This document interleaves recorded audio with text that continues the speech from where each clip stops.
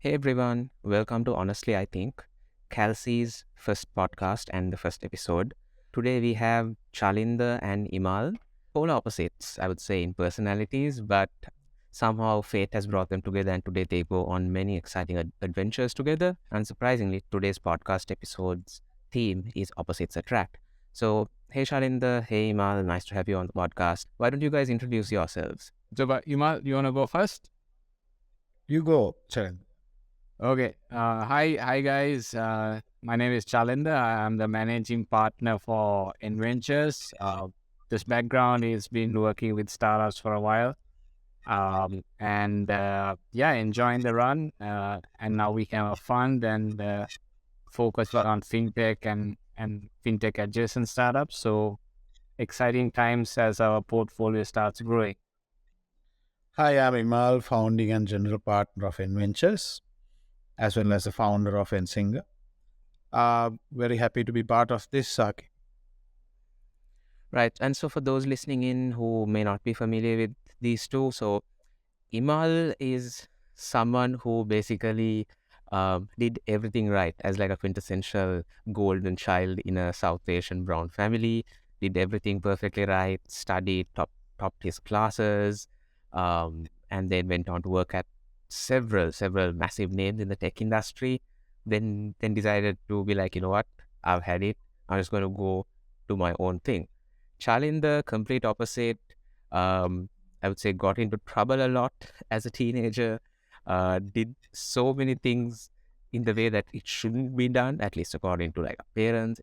But still, here they are. So let's start with you, Chalinder. You basically entered the workforce right after the great financial crisis in 2008. And you famously went for about a good 30 plus interviews before you decided, you know what, I'm just going to like hit pause on this, just going to go down south and live like a slightly bohemian life. Can you expand upon that? Uh, how did that happen and how did it actually influence you? Right. I think I've always, if I had a passion as a child, if one was to obviously play cricket, which I did for the longest time, but obviously didn't continue on that due to various financial constraints and whatnot. And the other biggest influence in my life was music, and I've been eating, sleeping, drinking music as a child. So when it was very tough, it was natural to kind of you know go down south with a friend of mine who's now migrated to Australia, and we just used to kind of jam and whatnot. So it was back then there was nothing much to do, so it didn't require a lot of capital, so to speak. The war was as just finished, so it wasn't a there was no tourism. We're just picking up, and then just trying to enjoy what I loved doing as a child.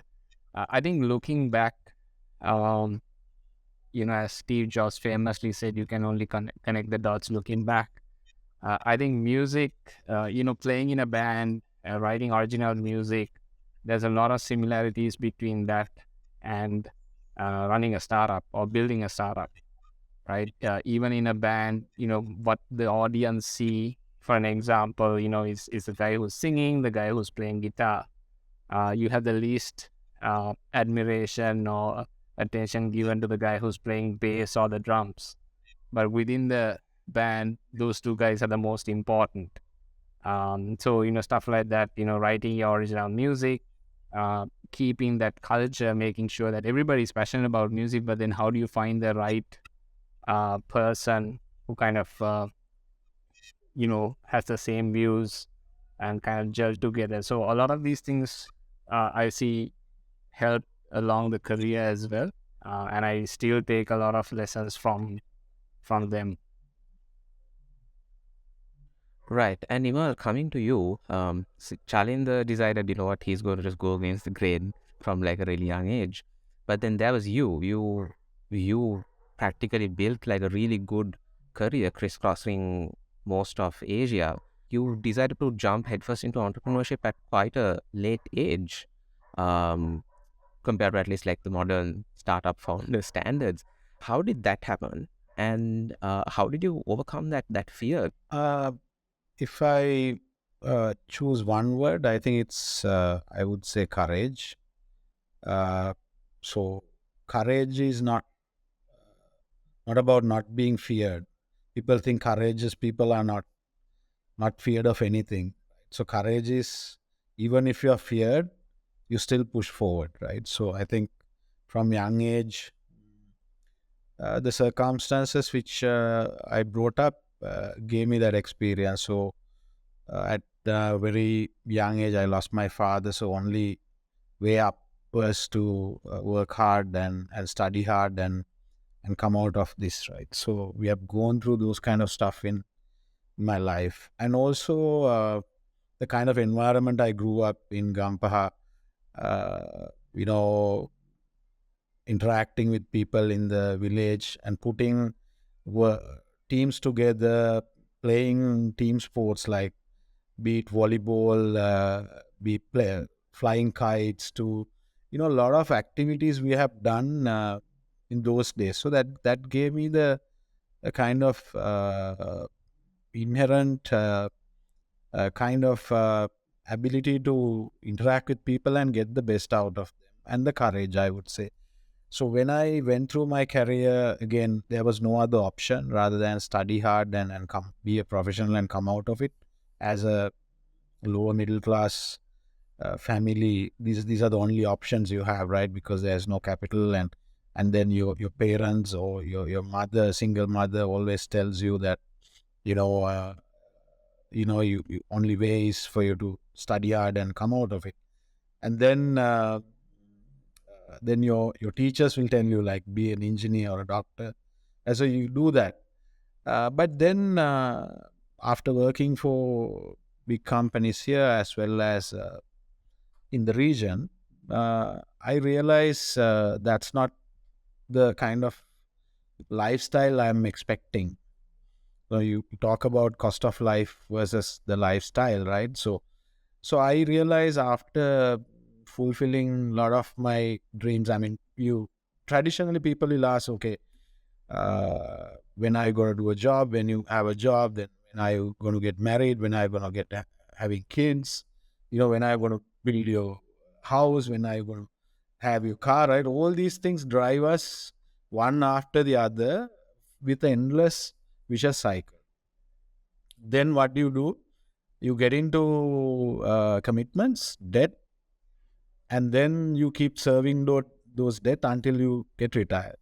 So, but in my career, when I moved to Singapore with IBM and then HP, I was lucky to uh, get good roles and also get good compensations. But then I realized it was not what I wanted. So at that one point, when I kind of served all my debts, I thought that that's it, and I want to try my dream lifestyle. So there was a time when you're like probably late 30s. There you will get this window. This window you will get only when either you are out of university, you have nothing much to do. I mean, no commitments, or after that, you get married, have kids, and get into that vicious cycle, and then around 40, like you 35 to 40, you might get another cycle where your kids are like uh, in the preschool, and you have not a lot of commitment from their side. And so that's the time that I decided, hey, let me try this, uh, and start a new company with one of my friends, Vijay. So that's how I started. So again, going back to your question of overcoming fear, it's not about overcoming fear. Even if you have the fear, how do you still pushing forward and get it done? So that's the courage. So that's what I think we did.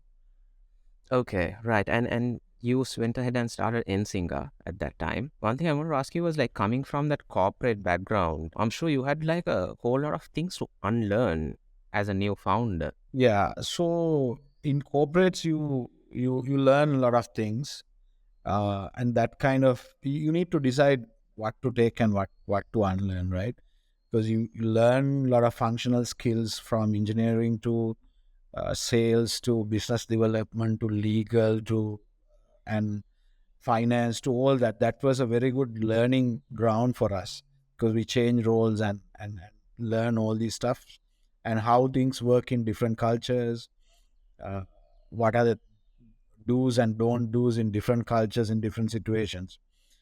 Now, the thing is, most of the time, we have this notion you have worked for a large multinational or corporates, then that's a good qualification for you to start up. Actually, it can sometimes be a hindrance because when you're associated with a brand, you know, you people will give you time, people will give you meetings, people will listen to you because they are talking to you as a Imal from IBM, Cisco, HP versus now when you have your own company, you know there's no brand to back you up. It's about the personal trust you have built. So there are a lot of things you need to unlearn to uh, from being more humble because sometimes when you are working for these big companies, you sometimes you tend to take things to your head. It doesn't matter because you go with the brand and you can boost about it and you can still get a deal over the line, but it doesn't work when you're starting on a startup. And also the ability to operate on a lean and agile, and I mean that's what I kind of unlearned because startups you need to be lean, agile, and also having that insurgent mindset. These are the new learnings I had. So it's a complete opposite of how what you learn in a corporate, right? You have to be driven with a process. You have to be work in the standard ways. That's what corporates tell you.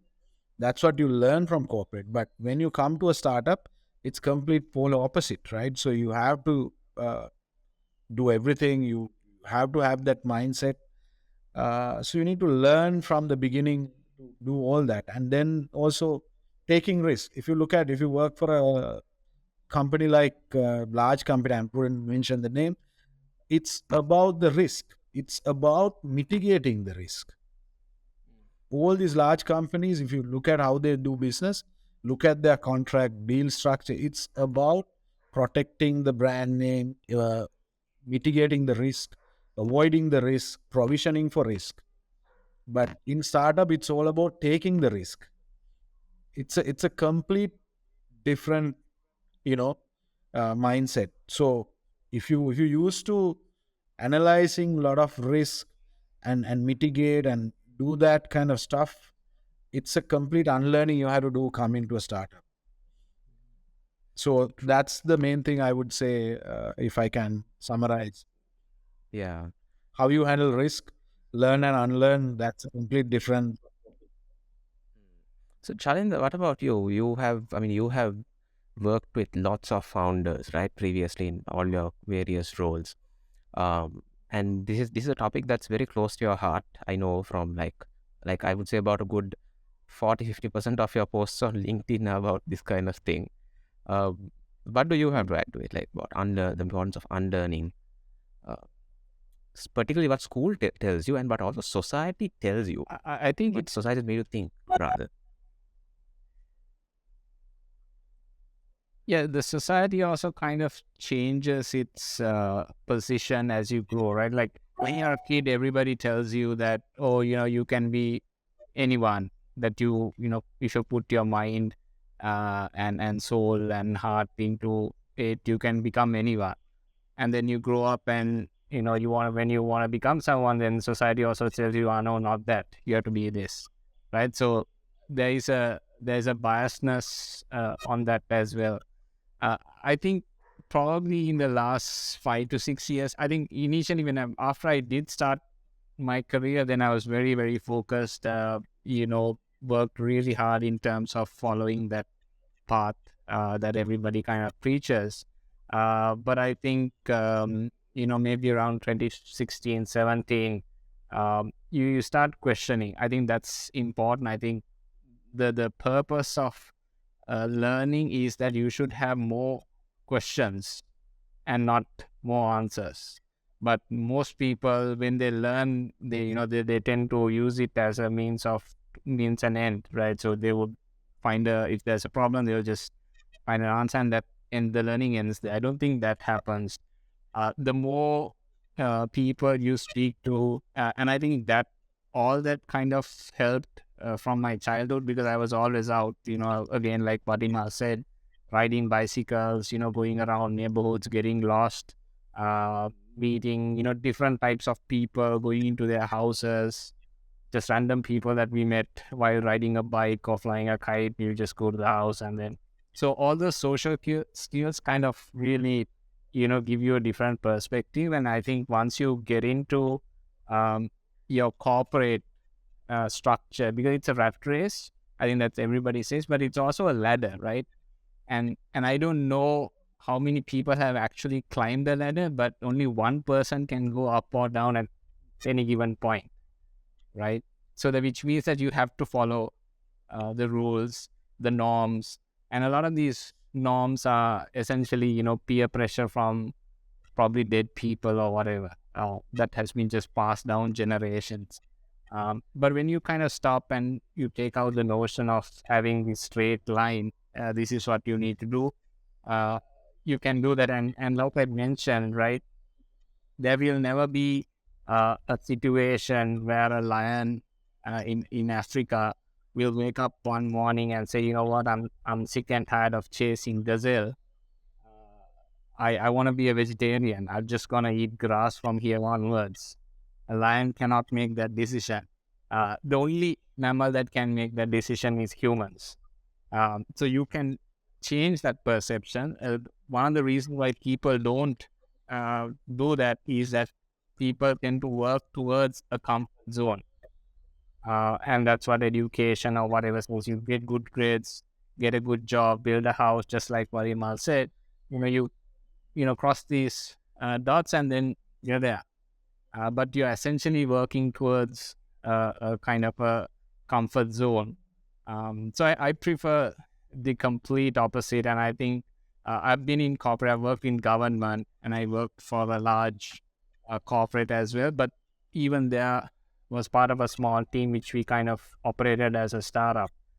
And one thing I've learned is that I am more comfortable in that chaotic space, but I will never succeed in a corporate setting because, it's not for me, and I might not add any value to that corporate for that matter.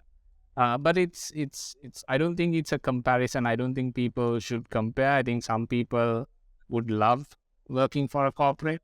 They love that everything is streamlined. You wanna go, and there's nothing wrong in that. It's just that you need to kind of figure out what your purpose is, and I think it takes time, right? Like what Ima said, I think for you to really put these things into perspectives, at least, it's taken me, I don't know, 33, 35 is when I started figuring these things out. So probably mid 30s to the late 30s is when you figure these things out. But, you might be someone who's in your mid 20s, figure it out as well.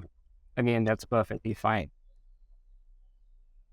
Yeah, I think I can relate to that in a certain way as well. I used to work at a corporate, and there was a point I just kind of realized, I don't want to start every day by opening an Excel spreadsheet and then spend the entire day staring at that and putting in like formulas. And I didn't want that to be like my entire year.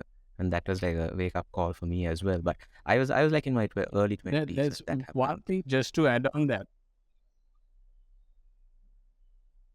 Just to add on to that, I think one good thing that I like about, well, not all corporates, but some corporates, it depends on the corporate you work at, is that there is a sense of discipline that gets in. And irrespective of what you decide to do later on, you need to have that discipline. So otherwise, you're not gonna become successful in anywhere. uh, I think that is important, and it doesn't matter where you kind of learn it. And that was quite key for me to kind of learn that, especially at ICT and then later on at Brandix as well. Like, okay, what does it mean? Coming back to this whole thing of uh, trying to figure out what you want out of life. Once you figure that out, obviously it opens up a range of possibilities for you, right? How do you decide which opportunity should I chase after? Imal, you want to take a stab at that? I mean, I think I wish I had a straight answer to that, but I'm a person more of goes with the gut feel. Of course, I use a lot of information to make decisions, but ultimately there's a value system. There is a things you believe, and then you put that through that value system and see whether it works for you. When I say that, uh, people call wisdom, right? So it's built over years. Like, for example, my wisdom built over from the uh, childhood to who I am today, with all the people I have associated with, all the situations I have gone through, with all the experiences I have got, right? So there is a kind of tacit knowledge which you don't know, which exists, but it comes automatically. So I would rather go with that kind of, while you analyze the situation to a certain point, data points, and come to a couple of logical options. But then out of that, I always pick which I feel is the best. Sometimes I can't reason out why. It's called the hunch or the gut feel, uh, because you feel good once you take that decision. Sometimes you put all these scenarios in Excel sheet, or any other tool, and analyze too much, and you might take a decision based on the all the available parameters, and you will not still feel good about it, right? Then you don't do it. That's how I do things. Maybe little irrational, because some people thinks everything has to be scientifically proven to be right, because uh, I kind of tend to believe there are factors beyond that. So once you do things which you feel comfortable, then even if that goes wrong, you can really sleep well. So that's how I decide on things. Side question: how much information is enough? Because I know people like this kind of decision, people usually fall into analysis paralysis, and it's like a really dangerous thing. Like, I don't know, for me personally, 70 to 80% information, I'm good enough to make a decision, because you'll never have perfect information, you know. Exactly. Yeah. Chalinda? It's also to do with it goes to the it goes back to what Imal mentioned about the risk-taking mindset, right? I am perfectly fine in taking a risk and being wrong. Like, it's natural to me. Like I said, I think failing and screwing things up and fucking things up as a kid really made you kind of I don't know, thick skin or whatever you want to call it. I'm used to people saying, right? So even if you look at, let's say, about passion, and if people say I don't know what my passion is, I think that's perfectly fine, because current world, if we are in a situation where if gender can be fluid, so can your passions, right? You can be passionate about multiple things, and now we have the tools and the means to follow multiple passions. I think that is possible, which didn't exist probably when we were kids, because you only had a couple of professions that you could go into, and now there are multiple of professions that you can follow. So not knowing is not the problem. The only question that I see is that, are you willing to do what it takes to figure it out? So even if you have to do a decision, are you going at that decision? It doesn't matter whether you use an Excel sheet or your gut or whatever. You need to be able to be accountable for that decision.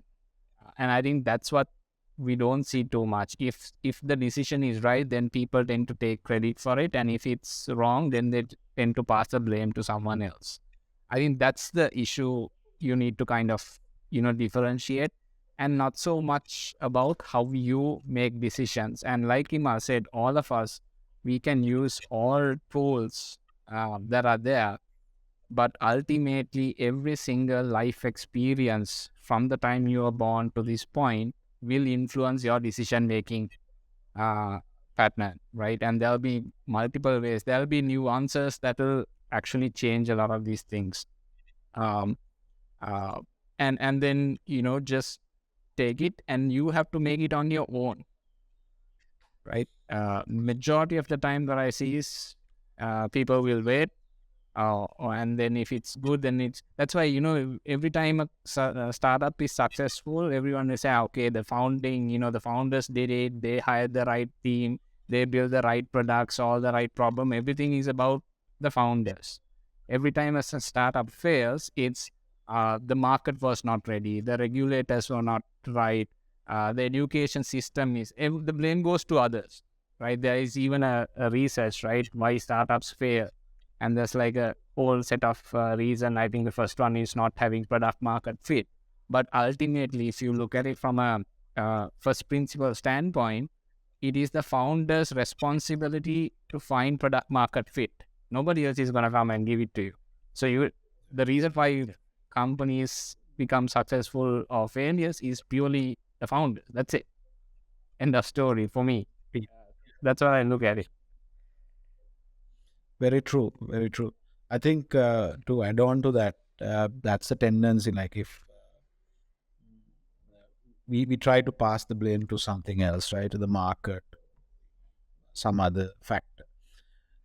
And one more thing which I've realized: things which you think is right today uh, may be wrong 5 years down the line, right? Not 5 Things years, you right? say, More. right? Yeah, I mean, you can easily relate to the some of the country situation we are going through, right? So basically, what we think is right today, or what we thought things were right yesterday, may be wrong today, and a different scenario altogether tomorrow, right? Because it's based on the information we make those decisions, and some of the information will never come to us today or yesterday. That information will come to us only few years down the line, and then we knew that, oh wow, I missed this and I made a wrong decision, right? So this is how life gonna be. Again, come back to your point, Hakim. You have to be comfortable making decisions at 80% information, and take the risk on that 20%. And when you screw up, you need to have the guts to say, I screwed up, I take the accountability, responsibility, I move on. Let's learn from here and go down the path. Again, to what Chalinda said, product market fit, to the product, to the funding, everything can be fixed if you have the right team, right? Product can be pivoted, market can be changed, funding can be raised, all the factors can be changed. If you are responsible and if you act upon it. Of course, having done all that, still things can fail, but again, you are responsible for that. Sorry, Yeah, one thing John. to add is that you should never take decisions. You should never take decisions trying to avoid mistakes, right? Which when you have that mindset, okay, this decision is not going to fail. I am 100% certain that it's not gonna fail, and which is why I'm making that decision. That's a wrong position to be in, because that way you're probably making a safe bet, but you're not gonna do anything impactful, or you'll not be able to climb up the value chain. If you're always trying to go up the value chain, your decisions are going to be wrong at some percentages, and you need to be comfortable with it. Yeah. So, as people who invest in founders, what are the most exciting what are the opportunities which excite you the most right now, especially from an investment standpoint? Uh, so Hakim, again, when you are, if you look at the Sri Lankan context, it's a crisis, financial crisis. Crisis is opportunity, right? So there are a lot of good talent, of course, looking for capital, and there are a lot of good opportunities out there. Uh, Especially engineering talent, tech tech engineering talent, where we have very good engineers who can build products. We have very good financial professionals who really can structure things. So these are the things that we are really excited about, and putting teams together to come out with something. And then from the Southeast Asia perspective, Bangladesh looks very interesting, and these are, I mean, the growth potential is tremendous, even though they are going through a slight hiccup. And apart from that, the mature economies like Singapore is in a very, very good position. They have built the ecosystem, they have invested in the ecosystem so much, started reaping benefits. There are a lot of opportunities out there. And then I look at other countries like Indonesia and your neighbor India, there are lots and lots of opportunities in Southeast Asian markets. So we are really excited to get in there. And our strategy, I think probably Chalinda can uh, articulate more to find those opportunities as early as possible. Because we believe we are more kind of on the ground, uh, arm around founders, and with that, I think we can understand those opportunities much before anyone else could do. So that's what we are going after. Basically, trying to find opportunities in the crisis. අර කහලගොඩේ තියෙන මැණිකක් තමයි හොයාගන්න. I don't know how to say it in I get English, it. right? So if you can Yeah. find those are the opportunities we are after. Not Yeah, the ones in the yeah, in I think that's a common investment theme happening right now. I mean, you guys are probably onto something because I was listening to who one of the co-founders of Morning Brew, who has invested in a company that Mm. is based here, but what they do is they connect financial talent with like people in the US. So yeah, your theme is probably like a lot of other people also looking at that same theme. Shalinda, anything you want to add to that?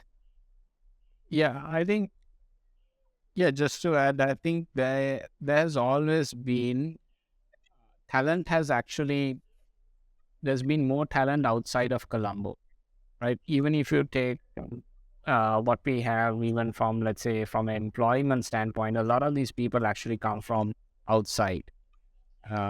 And what I've seen over the years is the tier two, tier three, guys coming in, um, building products, and then taking it to the next level. Uh, I I I love them because if you really look at, for all these people, that most of our guys are coming from tier two cities, the ones that we interact with. Uh, One distinct difference is that for them, it's doing a startup is not just a fashion, a trendy thing. It's also what's putting food on the table, right? They're not doing this as a part-time gig or anything like that because it's a global trend at the moment, and so that's important. Second one is they're actually closer to the problem, right? The problems are in tier two, tier three cities, right? So they're closer to the problem. They have a lot more insights about the problem, and they care about solving the problem more than kind of building a unicorn, or some of these other factors, status driven factors that are there. So those are quite interesting, and I think for us it's been it's been about working with them, and I think that's where we can add value. Originally, our whole thesis was around, four things. We like deep tech, uh, finance, education, and clean tech. But since that original beginning, we've also kind of now streamlined that into fintech and fintech adjacent, because that's where we can add a lot of value, and we also have a lot of inroads, plus a lot of tacit knowledge, with regards to these particular two, industries, IoT and all of that. So we're just leveraging on those strengths, and it's about, I think, in our minds, we are still like entrepreneurs. I don't know whether that's a good thing or a bad thing. We still think about, when we meet a company, we think like entrepreneurs. So we are part of that team. Okay, how do you solve them? We don't kind of think like VCs, but we've been told by a few now that you guys are VCs, you need to start thinking like VCs. But end of the day, the companies are doing well and whatnot, and that's what we want to do. So that's the whole common theme around it. And I think Sri Lanka, irrespective of everything that is happening, I think there's a lot of potential, and there's still a lot of talent that is there. The other main differentiator probably is because all three of us come from the technology background. I've studied, even though I don't code, my degree, my bachelor's is in computer science, and so I understand that whole space. I think that's an interesting element, because we need to understand, especially these days, right? Today morning, you'd have seen the whole announcement on Microsoft. So it's a very, very exciting time to be in this IT industry, because it's gonna change. We had that inflection, we had that tipping point, right? So how the next evolution is going to be, and nobody knows about it, which is also good, which means that everybody's in the same playing field, right? So what can you actually create out of it? So that's a little bit just to add on to what Imal mentioned from a TC standpoint, and we mainly focus on B2B as well. That's our kind of bread and butter. Got it. Thank you so much, guys. That brings us to the end of this podcast. Thank you so much, Chalinda, Imal. Thank you so much for your time. Yeah, hopefully I'll try to catch you guys on No worries. the episode sometime down the line. We'll try to chat about some more things. Thanks, guys. Bye.